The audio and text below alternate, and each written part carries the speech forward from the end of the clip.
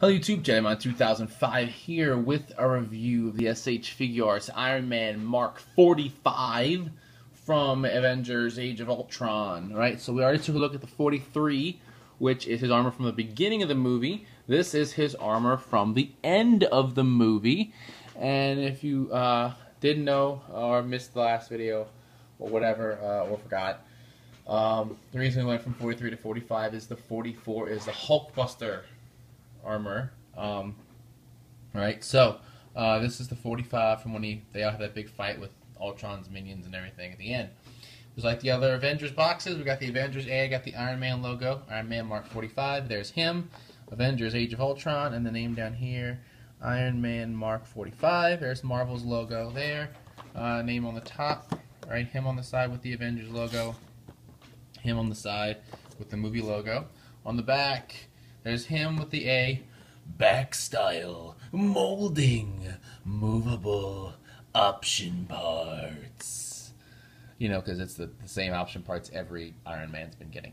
But let's open him up and take a look at this guy. And we will put him next to the 43 so we can see, you know, just the differences in the armor. So here he is. He's got the two the rocket effects, right, for his feet and for his hands, and then the shooting effects and 6 additional hands. Now, one thing about this figure is normally we pull these little pieces off to put them in each of his hands, but this Iron Man actually comes with one for each hand. Let's go ahead and take a look at him now. This is the 43, right? So you can see there's differences in the chest armor, right, all down here. His legs, or this is gold over here, this is red. And just the general look of the feet, right, the hands are a little different.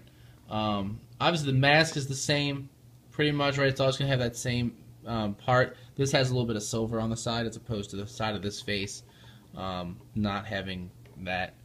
So yeah, that's, and then the back, right, this is, you know, you can see a lot of difference there.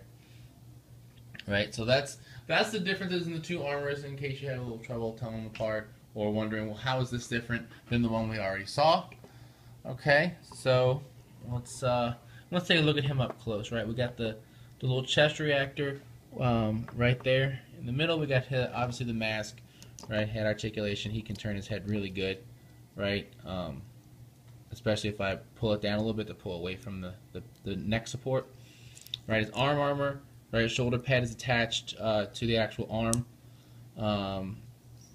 You got all the same twists and everything, right? The body articulation, right? You can see all the different segments there. Legs, right? Legs move really good. His leg armor, his knee joint, right? He does it the standard figure. It's double knee joint, and then his foot joints right there. Feels very metal-y, which is good. Feels very sturdy. So let's make him look decent. There we go. Okay. So now we're gonna take a look at the booster effects. Let's see. Because we're gonna want to pose anyway. All right. So this is gonna be your foot boosters, right? As usual, there's a hole in the bottom of the feet, and we just plug this in, right? And we have one for the other side, and it gives the illusion of flight. You know, especially if you're gonna put them on a stand, and it's the boosters we use for that. If you don't want to, you know, just have a static pose, you can put effects with it. And we have the same thing for his hands, right? When he has these open hands that we can. Let's see, where are they? Should be not that one. It's this one. All right. So we have one set of hands. It has a peg in them. Right, and he can either use them to fly, like this, and it will match his feet, or he can use it to blast you with, right? So that's our two options there for his hands, or we can just use the regular hands and have him in a standard pose of non-effect parts. And really we're just going to try and to make our lives easier, and also for the display I have going over there with the other Avengers, is have him in kind of similar pose to the 43, just kind of reversed, I guess. Which means we're going to need this open hand for his left hand, right? Let's pull this off. Put this one in. There we go. All right, he's gonna hold this up because he wants to blast some robots, and we got to save that floating city from destroying the entire planet. This hand, we're gonna cock it back like he's gonna punch you. All right, and we're gonna kind of square him away into a fighting pose here with his knees and his feet.